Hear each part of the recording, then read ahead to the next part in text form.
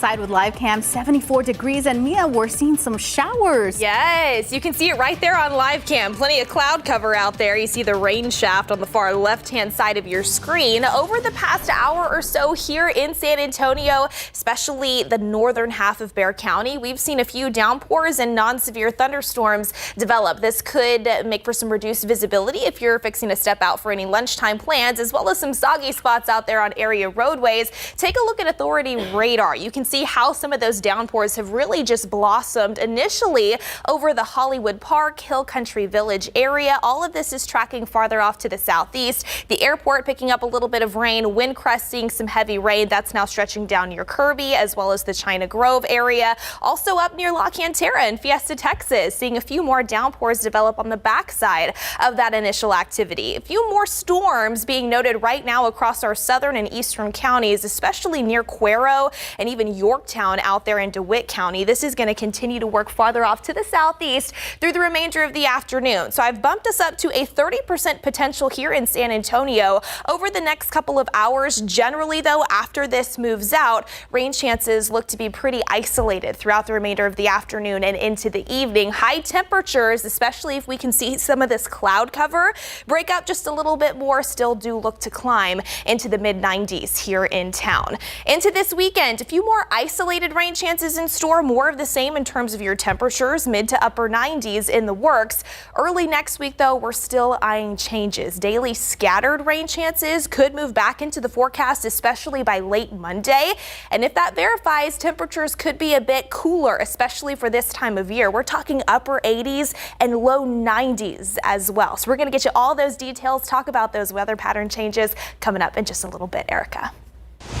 Mia, hello, and thank you for joining us on the news at noon. We start with what we know about an argument that led to a deadly shooting this morning. 2 people are now dead, and this all began early this morning on the southwest side. It started around 6 this morning when police got 2 calls for an argument and shooting at Nogalito Street and Division Avenue on the southwest side of town.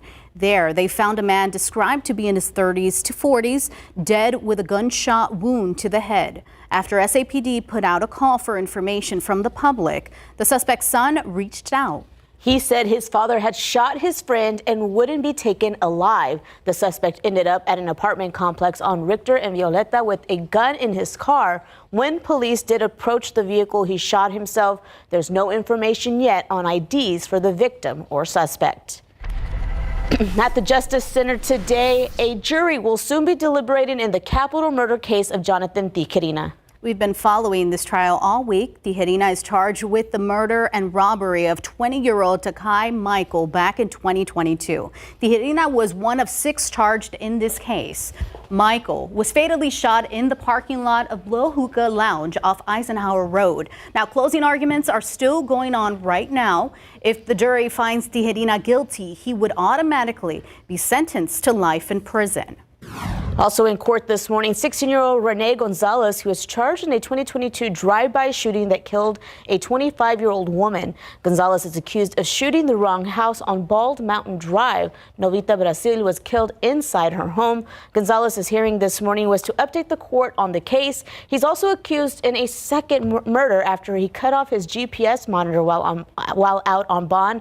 Attorneys today telling the judge they are still awaiting on evidence in that second case to see how they will proceed with the first one. Gonzalez's attorney also requested a bond reduction hearing, which will be scheduled on another date. One was already held in April for Gonzalez, in which the judge denied reduction in bond.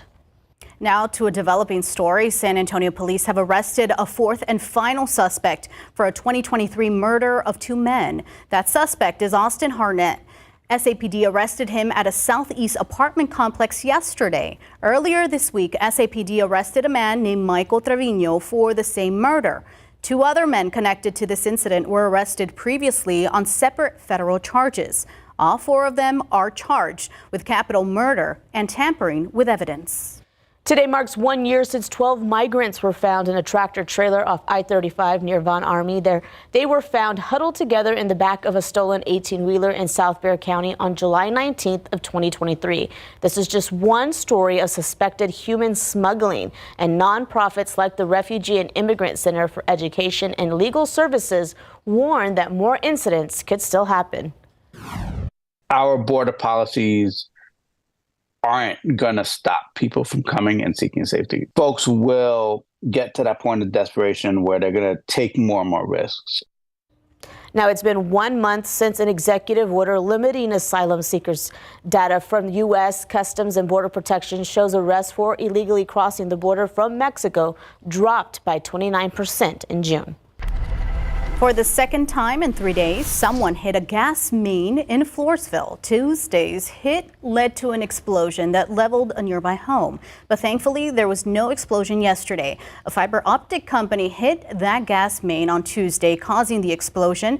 Thursday's gas main hit was also caused by a company, but no word yet on the name of the company or if it was the same one involved in Tuesday's explosion.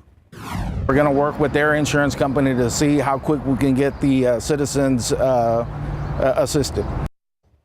The city says it's working to figure out who will pay for the damages from the first gas main hit. Victims who have questions are being told to call Floresville's City Hall. That's one of them. And the other, I already opened in my truck. Car thieves are running rampant in San Antonio. The San Antonio Police Department says in the last year, 19,000 car owners had their vehicles stolen. But what's driving this spike in car thefts? And what parts of town are feeling the brunt of the increase? Katrina Weber dives into the topic. She focuses on where these crimes are happening. You can find part 1 of her story online already. And later today, she has the second part of her story talking about what you should do if your car is stolen and what officers do after a car theft is reported. To stay in the loop and to learn more about these car crimes, just scan the QR code right there on your screen. Now to that major global technology outage impacting banks, businesses, travel, and emergency response. Cybersecurity firm CrowdStrike says the issue happened when it deployed a faulty update to computers running Microsoft Windows. Now, hours after that problem was first detected, the disarray continues. ABC's Morgan Norwood has the latest into that outage. A massive global technology outage triggering a wave of disruptions in nearly every major industry. Travel hit the hardest, with the outage forcing American, United, and other carriers to ground flights overnight, citing computer issues, leaving travelers stranded with little to no answers. This airport in Hong Kong forced to check in travelers manually. It's really tiring, and we are wasting a lot of time because we want to go back and rest, right? And it's too hot. With all of the kids with us, it's really tiring, and they're all tired too. Yeah. The outage is also impacting the nation's police and fire services, especially in large cities like New York that are heavily reliant on technology that they don't control. We want to ensure New Yorkers that 9/11's call systems have not been impacted. Our infrastructure and emergency operations, they're all in place. Hospital systems from coast to coast also brought down. Mass General Brigham canceling elective and non-emergency surgeries. A Cincinnati hospital now using a backup system to care for patients. And Arizona Republic reporting some emergency response teams were affected. The problem traced back to cybersecurity agency CrowdStrike, which sent out a faulty update to computers running Microsoft Windows. The CEO on CNBC apologizing for the chaos. I want to personally apologize to every organization, every group, and every person who's been impacted by this. And we understand the gravity of the situation. Americans hoping to log onto their computers and emails greeted with the so-called blue screen of death, some even seeing a sad face. Now, CrowdStrike says that they don't believe that this was a cyber attack and that they've since deployed a fix, but still that fallout continues, mainly with airlines and travel. Some airlines have resumed flight operations, but they do urge passengers to check with their airline before heading to the airport. I'm Morgan Norwood, ABC News, New York. Meanwhile, Texas DPS driver license offices are closed across the state due to a technical issue, according to this post on X. Now, the post also reads that customers who had appointments should have been notified. Artificial intelligence and pregnancy safety after the break, how a new app is aiming to merge the two together.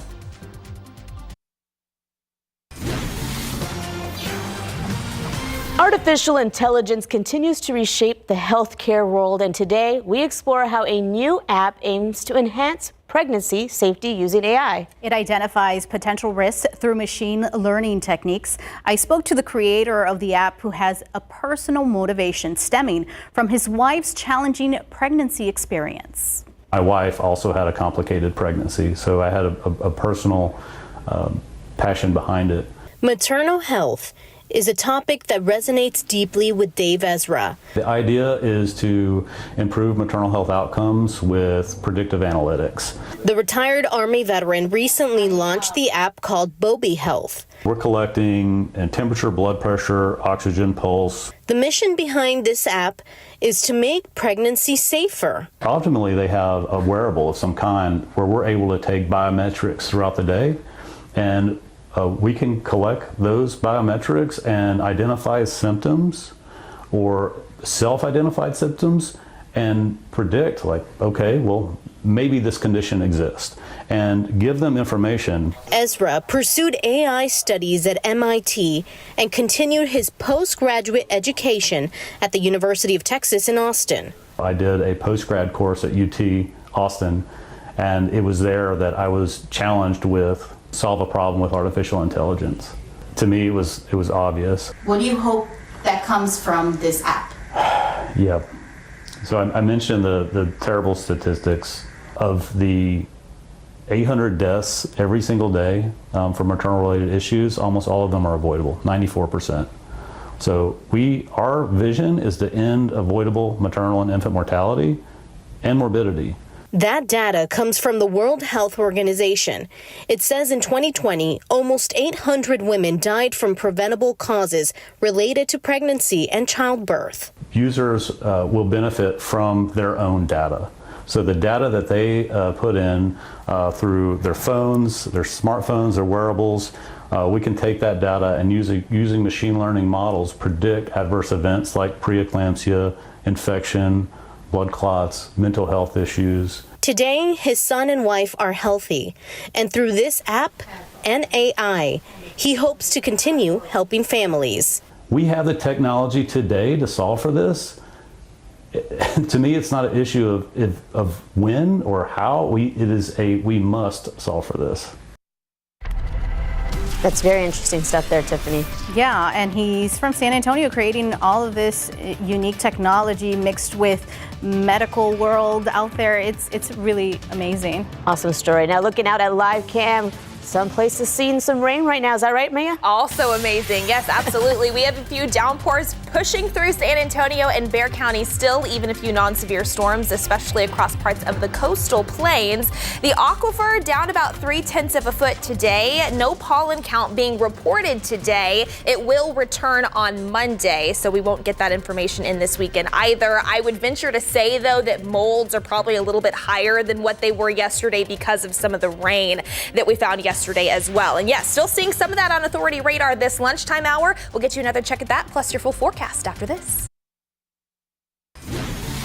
Welcome back. Happy Friday. Yes, finally, it's Friday. There's a little rain out there, but I know they're always doing some good stuff there at SA Live. Yeah. Jen, what do you got going on today? Yes, blooming today. It's growing to be a great Friday. Yes, blooming. Yes, I love it. All the puns, right? We are talking today about National Ice Cream Day, which is Sunday. But you know what? I looked it up. It's actually National Ice Cream Month. So ice cream, you scream, we all scream for ice cream, right? All month long. So our question today is, what is that go-to ice cream spot that you guys like? And then what do you order? Do you have a local place you like? At my house, it's actually ice cream every day for my toddler. Yeah. She loves ice cream. We get lactose-free ice cream, yeah. But we do love Amy's at the Quarry. Yeah. It is delicious. There's always lick at the Pearl.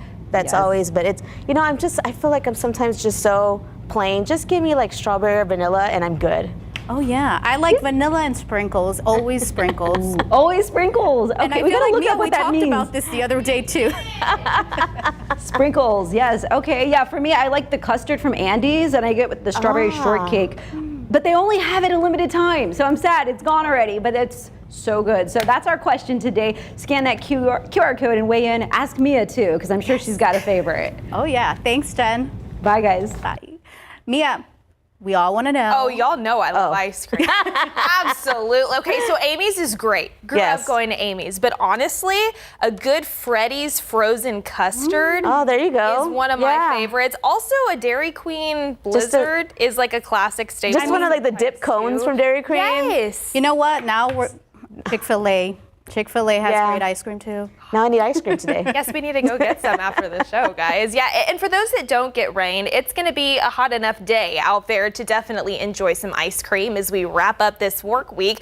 Let's talk about some of that rain and spotty downpours that we have pushing through the San Antonio area right now. Here's the big picture. Yes, a few splash and dash showers west of I-35, more notable storms east of I-35 across the coastal plains. I want to zoom in here across Bexar County. You can see we have a little downpour right at the 1604 I-10 interchange on the northwest side of town near UTSA. Selma, Schertz, right near I-35, seeing a little bit of heavy rain as well. Same for folks over there in Kirby, even off to our southwest near Lackland, Lone Oak, Lavernia, right along Highway 87, dealing with some heavy rain, and that points farther off to the south there too. It's not going to be for everybody today, but once again, if you do tap into some of this activity, some heavy rainfall will be possible, as well as some gusty winds, generally upwards of about 30 to even 40 miles per hour at times, some lightning, and of course some thunder there as well. Across portions of DeWitt County, even western Lavaca County still do have some showers and downpours that continue to work farther off to the south. And again, just a few spotty showers out there west of I-35 near Crystal City, stretching over to Carrizo Springs. This is going to continue to work its way southbound over the next few hours. You can see here on your Futurecast the better chances of finding some of that along and south of I-10 and the Highway 90 corridor. Generally, I think after the sun goes down, whatever is left out there on authority radar will start to wind down there as well. And rain chances looking ahead to the upcoming weekend are still going to be somewhat isolated. A 20% chance tomorrow, a 30% potential on Sunday, specifically in the evening and Sunday night. But then notice what happens into early next week, an atypical weather pattern for the end of July with multiple daily rounds of scattered rain currently looking possible. So let's go ahead and talk about that setup. The catalyst behind this afternoon's activity, still that stalled boundary draped across central Texas. That stretches across parts of the deep south as well. Take a look up to the north in the central plains, cluster of rain and storms working its way through South Dakota and even Nebraska. By the way, the central plains highlighted in a 3 out of 5 risk for some severe weather later on today. We're not really expecting severe weather here in south central Texas other than the downpours and few storms we have out there right now. That's on the far western edge of this low pressure system that's going to be moving south through the Midwest and eventually into the central plains into the upcoming weekend as high pressure scoots its way farther off closer to the west coast. So because of that low pressure system working its way closer to the Lone Star State, when you combine the energy associated with that disturbance along with some thicker moisture working through our atmosphere, that's why we're expecting daily rounds of some scattered rain, and potentially, if that verifies, temperatures could be below average into next week as well. We're talking mid to upper 90s still through Sunday, but then as we start to see some of that added cloud cover and rain-cooled air into next week, notice your high temperatures may struggle to climb above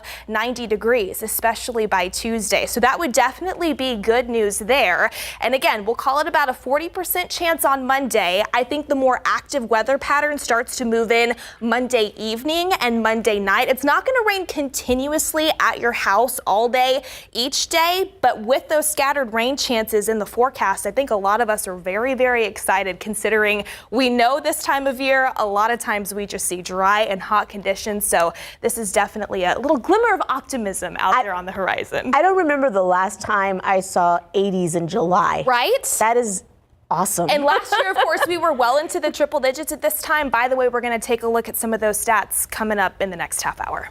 A wonderful year so far. Yes. Thanks, Thea.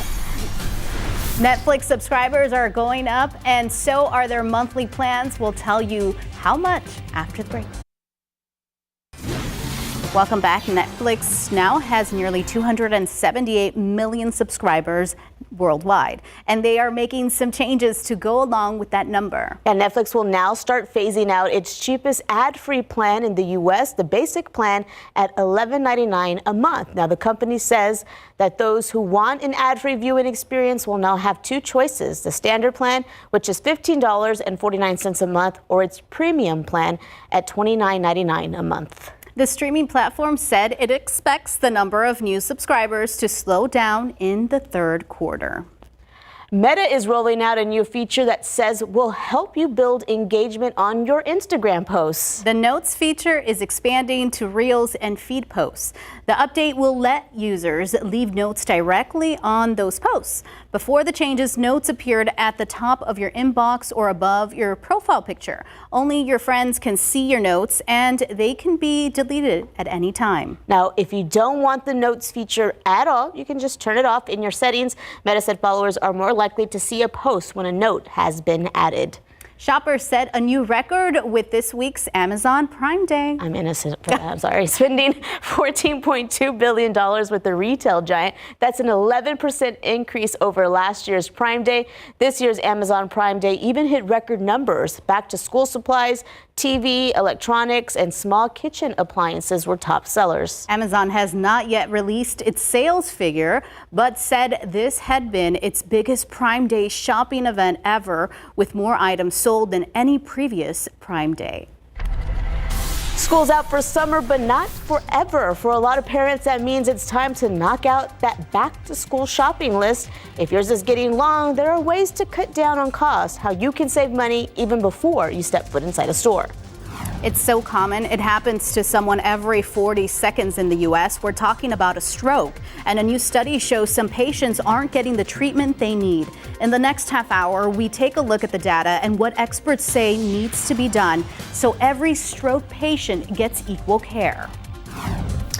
Today, former President Donald Trump is officially the Republican nominee, while the future of the Democratic nomination is still in question now 1 month before its convention. I'm Christiane Cordero in Washington with the latest. The Republican National Convention has officially wrapped up with former President Donald Trump accepting his party's nomination. Meantime, on the other side of the aisle, Democrats are at odds with one another ahead of the convention. ABC's Christiane Cordero explains the major issue is whether President Biden will be the Democratic nominee. Today, former President Donald Trump is officially the Republican nominee. I'm not supposed to be here tonight. He accepted his third Republican presidential nomination in a 92-minute-long speech. In the days after an assassin attempted to take his life, Trump said he ripped up his prepared speech to write one that would unite the country and not reference his rival, President Joe Biden, by name. He then went off script. If you took the 10 worst presidents in the history of the United States, think of it, the 10 worst, added them up, they will not have done the damage that Biden has done. Trump then repeated a slew of misleading, anti-immigrant, transphobic, and at times blatantly false claims. It's a massive invasion at our southern border that has spread misery, crime, poverty, disease, and destruction to communities all across our land. Apprehensions at the southern border have decreased by more than 50% since President Biden's proclamation in June that essentially shut down new asylum claims. A bipartisan border security bill has stalled in Congress at the direction of Trump amid his re-election campaign. Crime rates have also declined in the last 2 years. Immigration continues to be a big issue this election, with polls suggesting Trump has the edge among voters. As for Biden, sources say the president is now more receptive to hearing concerns about his candidacy, largely focused on whether he can defeat Trump in November. He's been asking for input. He's been asking from all of us who talk to him regularly for advice, for counsel, for input on the polls, on the opinion of our colleagues. The president has been adamant that he has made up his mind and is staying in the race despite the growing calls that he pass the torch. He's at home right now recovering from COVID. His doctor says he has mild symptoms. Christiane Cordero, ABC News, Washington. President Joe Biden is still fighting to convince his own party that he's the right pick in the race for the White House. This comes even as some high-profile Democrats seem to disagree. The Associated Press says sources close to the situation have indicated Nancy Pelosi and former President Barack Obama are talking behind closed doors about the idea of pushing Biden to step aside. We spoke about this with Professor John Taylor, the Political Science and Geography Department Chair at UTSA. He says the pressure is building and the chances of Biden winning the race are dwindling. He probably should do the right thing and decide to step down, decide to step away from this, to give the Democrats a chance. The calls for President Biden to drop out of the race picked up after his poor performance in last month's presidential debate. But since then, he has insisted publicly and privately he isn't dropping out. Election day is months away, but we are already have you covered on KSAT.com. Our Vote 2024 page has everything you need to know before you cast your ballot, and it's easy to get to. Just scan the QR code on your screen. That will take you straight to that. You can also go to ksat.com/vote-2024. Receiving medical care during and after a stroke is important, but as CNN's Mandy Gaither reports, the researchers say they've discovered disparities when it comes to which patients are more likely to receive care after a stroke. It happens when something blocks blood supply to part of the brain or when a blood vessel ruptures. A stroke can impact a survivor's life long after the initial attack. And more than 50% of patients will have disabilities after stroke. Dr. Shumei Mann with Cleveland Clinic says because of that, post-stroke care is critical. National stroke guidelines recommend patients have adequate resources for rehabilitation and other care to help with things like physical disability, mental health issues, and loss of independence. But in a new large study, Dr. Mann and other researchers discovered that not everyone in the U.S. receives the same amount of care after a stroke. In real world, it's more often heavily affected by non-clinical factors, including age, race, sex, and insurance, as well as geographic location. Researchers found that 49% of Hispanic ischemic stroke patients were discharged without home health care, compared to 42% of white patients. And only 29% of Hispanic patients were sent to a rehabilitation or skilled nursing facility, compared to nearly 37% of white and black patients. I think the policymakers should pay attention to this population and try to provide health insurance to them. For Health Minute, I'm Mandy Gaither. A look outside with live cam. I had to look at the screen twice because it says 77 degrees and I'm like, this is amazing. It is amazing. And here's something else that's also wonderful. I just checked. So far, the airport has already picked up over half of an inch of rain today. Actually, 0.66. That's what we've seen just in the last hour here in San Antonio from these spotty showers and downpours that continue to move through. Here's a look at your authority radar, estimating totals around Bexar County, just to the southeast of the Windcrest area, about 0.8 of an inch being estimated. Near Selma, Schertz, 0.7 of an inch, 1/4 of an inch south of Santa Clara over there in Guadalupe County.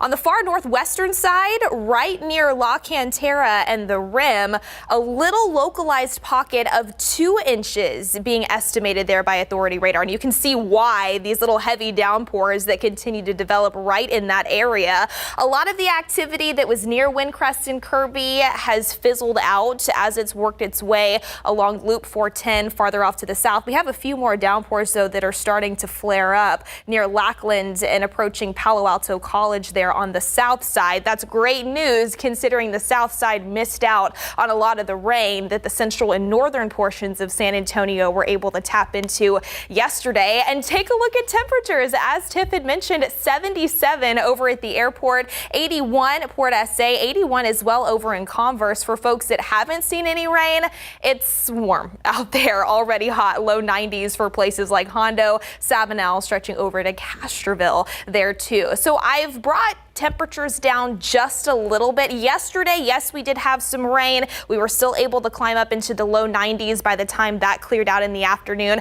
I think a similar setup is going to be in store today, so I've brought our high temperatures down more to the tune of the low 90s officially in the Alamo City. Again, with that isolated chance for rain continuing through about sunset. Then after that, we'll see thermometers fall into the 80s after the sun goes down. Yes, still better chances for rain in store early next week. We'll have those details coming up in just a bit. About those temps. Thank you, Mia. Now there's another hurdle for student loan borrowers hoping to clear out at least some of that debt. A federal appeals court blocked the Biden administration's SAVE plan for federal student loans. The program aimed to lower monthly payments for 8 million enrolled borrowers based on their income. This latest ruling is part of a court battle brought by a group of Republican-led states. The U.S. Education Department says it is reviewing the ruling and says it will keep fighting for the SAVE plan. Summer break is winding down and soon students will be back in class. For a lot of parents, that means shopping. And we know it can be expensive, especially if you have more than one child. So before you go to the store, take a look at what you already have at home. That way you don't buy things you don't need. Another way to save some cash, shop for secondhand clothes. Your child may have a perfectly fine backpack that just needs to be run through the wash. They may have school supplies in that backpack that have not been used or in good condition to use again. I would go to the local Goodwill or Salvation Army consignment stores in your town, see what they have there, and then get what you need beyond that. Now, experts also say that even if you don't have any kids to shop for back to school supplies, it's still a great time to save on supplies for your home, especially if you have a home office.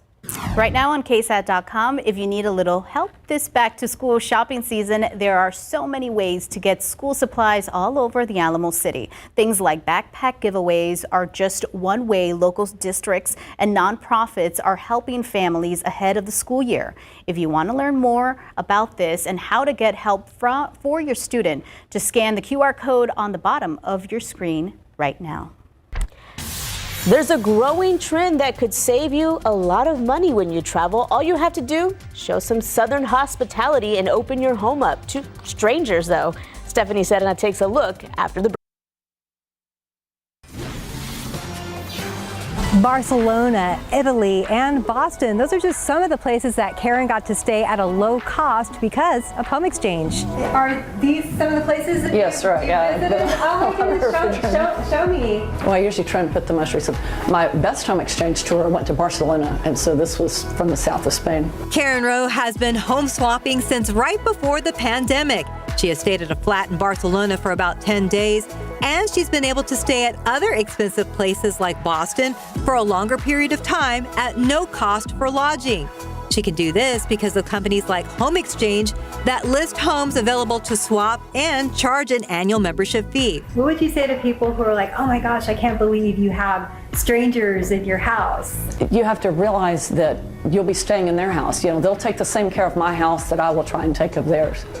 And it'll, allow for a nice vacation at a low cost if you're willing to open up your house to do that. Karen has hosted about a dozen people so far, and she says she really doesn't have to make big changes to her home, aside from taking out some personal items out of her drawers and locking up her documents and taking her children's pictures down. Show me what you might have to change when someone's coming in. What do you have to change about your home? Sure. When I have a home exchanger, I have a pre-printed thing with the Wi-Fi password and a lot of information about how to get local things. I'm near the Pearl districts, some restaurants at the Pearl I like. I give them a couple of maps. So I don't drink coffee, but I bought this coffee maker and I just set it out with a welcome note and some coffee for the guests, and then sometimes the pastries for meteor or praline, something like that. Karen tells us she also likes that Home Exchange works on a point system. So every time she takes a trip, it does not have to be an even swap.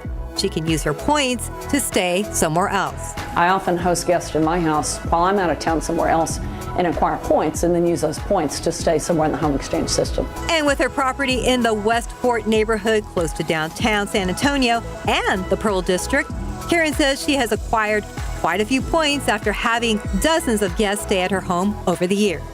Stephanie Serna, KSAT 12 News.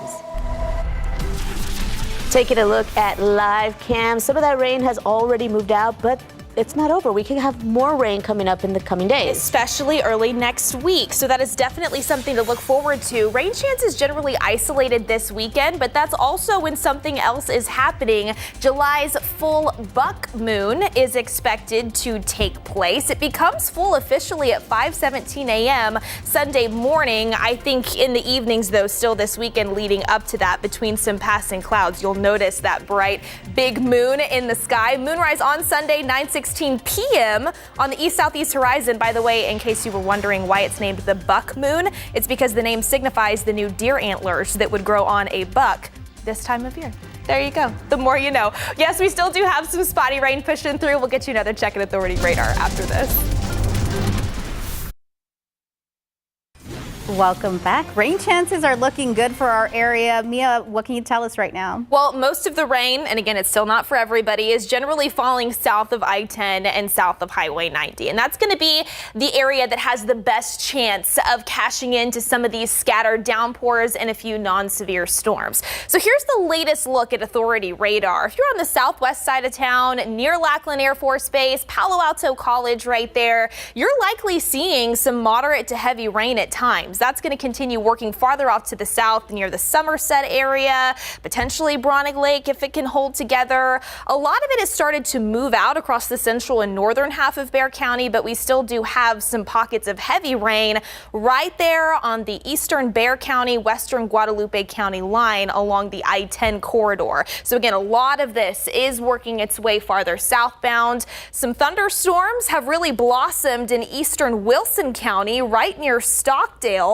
Some of that could clip the Floresville, Poth area right along Highway 181 over the next 45 minutes. These storms that we were monitoring about 30 minutes ago near Cuero have really worked their way farther off to the south, moving away from the Cuero area right now, and still just dealing with a few isolated pockets of moderate to heavy rain west of I-35, still near Crystal City as well as Carrizo Springs.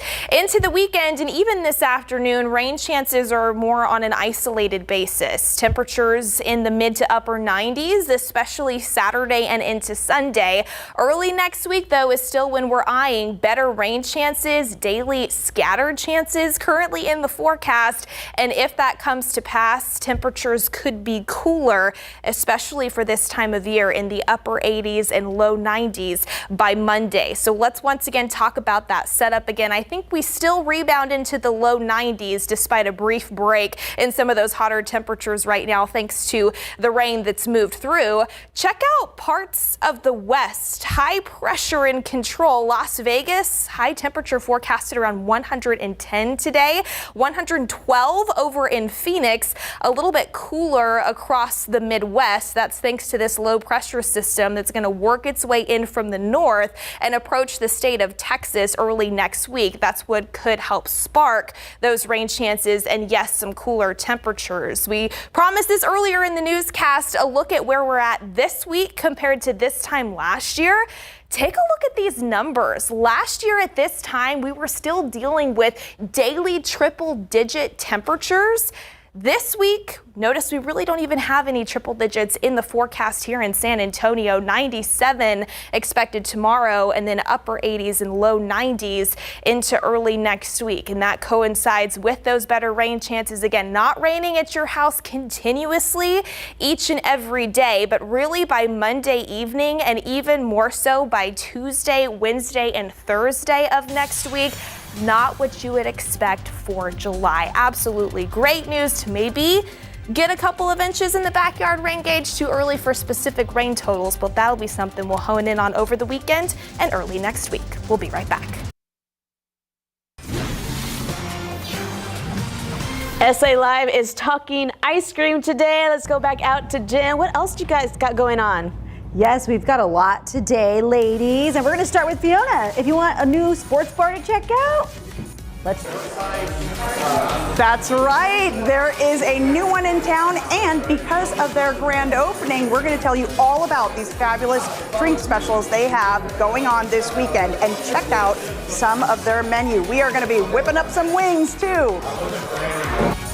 And we are excited about a flower camp coming up. I've got V with Forever Petals by V here. And look how gorgeous that looks. How did you make that? So that is made with Italian crepe paper, but we made it work and we have some ribbon. So all you're gonna do is just fold it in half based on the size you need, and you're gonna make little fringe cuts all the way down. Now this is a smaller piece. We did a pretty large piece here.